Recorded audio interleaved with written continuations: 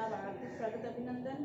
हम पढ़ रहे हैं तृतीय जो कक्षा 9 के लिए हैं और हमारा गद्य भाग चल रहा है। गद्य भाग में दूसरा पाठ है और पाठ का नाम है ल्हासा की ओर, जो तिब्बत की राजधानी है। और इसके लेखक हैं, उनका नाम है राहुल सातरतान। तो मैंने आपको कल राहुल जी का जीवन परिचय बताया था और साथ में हमने कुछ इस पाठ का जो लेखक का संस्मरण है, उसकी जो तिब्बत की यात्रा है उसके बारे में हमने कुछ अध्ययन किया था। बाकी बचा आज हम करते हैं। तो लेखक ने जो तिब्बत की यात्राएं हैं वो 2 बार की है। सबसे पहले उन्होंने यात्रा की थी 1930-31 के समय। उस समय हमारे देश आजाद नहीं था और भारतीयों को तिब्बत की यात्रा करने की परमिशन नहीं थी। तो लेखक ने एक भिखारी के बेस में वहाँ यात्रा की थी और साथ में उनका एक दोस्त था जिसका नाम था सुमति। तो उस समय का उनका क्या यादें रही और बाद में 5 साल के बाद में उन्होंने फिर वहीं की यात्रा की, उसमें उसकी क्या यादें रही, उनके बारे में हमें इसमें पढ़ने के लिए मिलता है।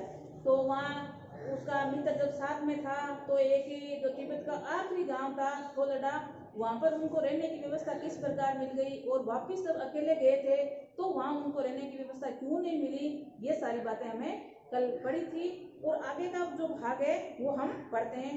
तो ये हमने यहाँ तक पढ़ा था, जब लेखक वहाँ आखिरी गांव में पहुंचे थे तो उनका मित्र साथ में था और मित्र के कारण वहाँ मित्र की खूब पहचान थी, इसके कारण उनको घर में रहने की परमिशन मिल गई थी और साथ में उनका मान सम्मान भी वहाँ हुआ था, चाय मिली थी, साथ में खाने के लिए सत्तू भी मिला था। आगे देखते हैं देखो क्या घटनाक्रम होता है, उसकी हम चर्चा करते हैं। तो क्या होता है, अब हम तिब्बत की विशाल मैदान में जो पहाड़ी के घिरट टापू सा मालूम होता है। जो आगे का दृश्य बताया जा रहा है तिब्बत का, उसकी बात बताई जा रही है। एक पहाड़ी नुमा है और साथ में टापू से घिरा हुआ है, जिसमें दूर एक छोटी सी पहाड़ी मैदान के भीतर दिखाई पड़ती है। इसी पहाड़ी का नाम है तिग्र समाधि गिरी और सामने एक पहाड़ी दिखाई दे रही है लेखक को, उसी पहाड़ी का नाम क्या बताया है, तिग्र समाधि गिरी।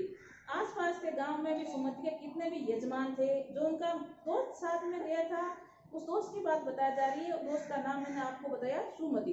तो सुमति के वहाँ कई प्रकार के यजमान थे, मतलब जान पहचान थी, तो रहने की खाने की उनको आसानी हो जाती। कपड़े की पतली पतली चिरी बत्तियों के डंडे खत्म नहीं हो रहे थे, क्योंकि बोध गया में रहे कपड़ों के खत्म हो जाने पर किसी कपड़े को बोध गया का डंडा बना लेते थे, वहाँ अपने यजमानों के साथ पास जाना चाहते थे। मैंने सोचा ये तो हफ्ते भर उधार ले ले।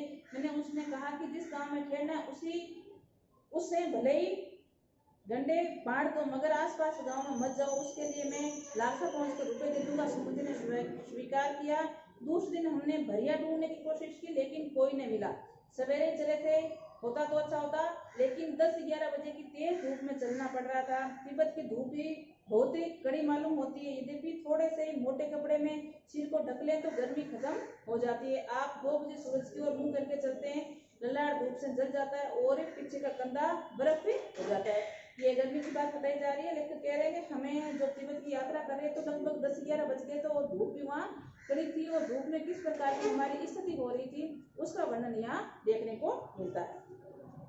लेकिन वे एक यजमान से मिलना चाहते थे, इसलिए आदमी मिलने का बहाना उन्होंने ढूंढ लिया था और वहाँ मिला कौन है, शेखर बिहार की ओर चले हैं।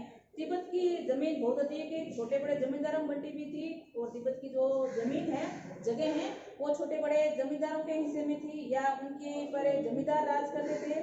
एक जागीर का बहुत हिस्सा मठों मतलब बिहार के जो बने हुए थे वहाँ उनको दी हुई थी और अपनी अपनी जागीरों में हर एक जागीरदार कुछ खेती खुद ही करते थे, जिसलिए मजदूर बेकार में मिल जाते थे और जमींदार वगैरह थे वो खेती स्वयं ही करते थे और कार्य मजदूरों से करवा लिया जाता था और मजदूर भी वहाँ बेकार ऐसे ही घूम रहे थे तो आसानी से वहाँ उनको मिल भी जाते थे।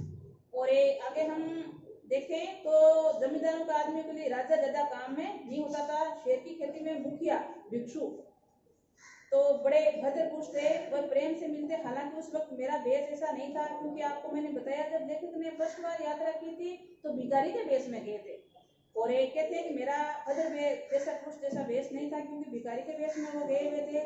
कुछ भी ख्याल करना चाहिए था। यहाँ एक अच्छा मंदिर था जिसमें कंजूर मतलब बुद्ध जो वचन थे उनका अनुवाद करते थे।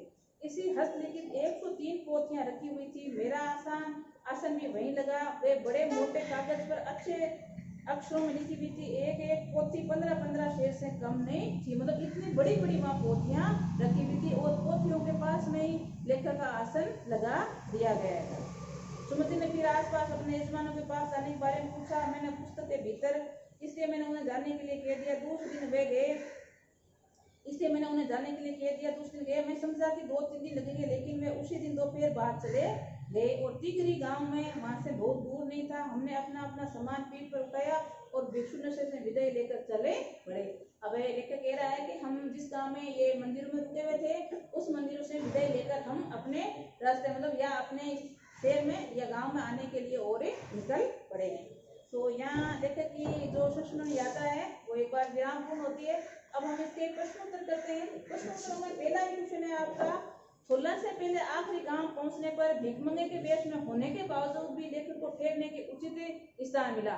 जब लेखक ने फर्स्ट बार यात्रा की थी तो भिखारी के वेश में थे, फिर भी उनको रहने के लिए अच्छा स्थान मिल गया था।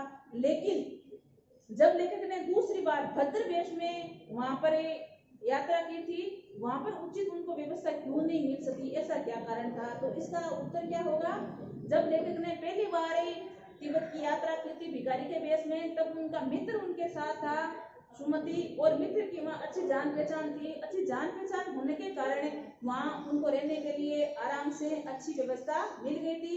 लेकिन दूसरी बार लेखक ने यात्रा की थी भद्र वेश के अंदर, उस समय लेखक अकेले ही थे, उनका मित्र उनके साथ में नहीं था। और उन गांवों के अंदर ही पुरुषों की क्या आदत थी, शाम को वो नशे की चिल्लम पीकर सो जाते थे और उनको अच्छे बुरे की भले की पहचान नहीं थी। इसलिए लेखक को दूसरी बार वहां रहने के लिए अच्छी व्यवस्था प्राप्त नहीं हो सकी। इसमें दूसरा प्रश्न है आपके, उस समय तिब्बत में हथियार का कानून नहीं होने के कारण यात्रियों किस प्रकार का भय बना रहता था? तो इसमें आपको पाठ में आया था कि इसमें लेखक ने एक बार सुनसान जंगल के अंदर देखा था, तो किस प्रकार जो वहां के व्यक्ति थे वो लाठियों की प्रकार हाथ में हथियार, मतलब पिस्तौल बंदूक रखा करते थे, जैसे लाठी रखते हैं उस प्रकार। और निर्जन सुनसान में अगर किसी की कोई हत्या भी करते मार दे तो भी वहां कोई गवाही देने वाला भी नहीं था और पुलिस प्रशासन भी कोई शक्ति वहां पर नहीं बरती जाती थी। इसलिए लोगों को यात्रा करते समय भय बना रहता था। आगे हम अगला क्वेश्चन देखें तो लेखक के दशकों के मार्ग में अपने साथियों किस प्रकार पिछड़ गया? तो लेखक और सुमति साथ में दोनों यात्राएं कर रहे थे, तो यात्रा के अंदर वो क्यों पिछड़ गए, उसका क्या कारण रहा?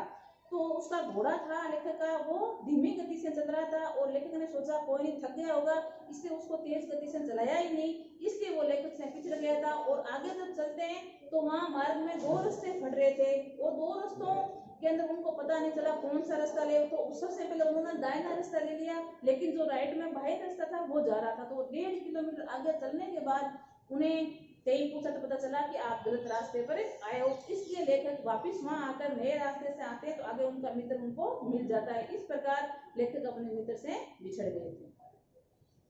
आगे हम देखें अगला क्वेश्चन। तो अगला क्वेश्चन दे रखा है, अपनी यात्रा के दौरान लेखक को किन कठिनाइयों का सामना करना पड़ा? तो जब फर्स्ट उन्होंने यात्रा की थी तो उनका साथ में सुमति था, मित्र था, तो ज्यादा कठिनाइयों का सामना नहीं करना पड़ा। लेकिन दूसरी बार उन्होंने यहाँ की यात्रा की तो कई कठिनाइयों का सामना करना, जैसे रहने की अच्छी व्यवस्था नहीं मिलना और उनको कोई जान पहचान नहीं थी, पहचानता नहीं था। तो और भी कई जगह उन्होंने गए तो वहां पर उनको कई प्रकार की असुविधा का सामना करना पड़ा। तो और एक पढ़ाई, जो पहाड़ी इलाका था वहां पर चढ़ाई करते समय भी काफी सावधानी रही और एक खच्चर घोड़े थे वो भी आसानी से उनको उपलब्ध नहीं हो रहे थे। तो ये कई इस प्रकार की घटनाएं हैं जिससे लेखक को वहाँ असुविधा उपलब्ध हुई थी। तो ये था आपके आज का पार्ट लासा की ओर हमने पूर्ण कर लिया है और साथ में प्रश्न उत्तर भी। तो आज के लिए इतना ही, नमस्कार।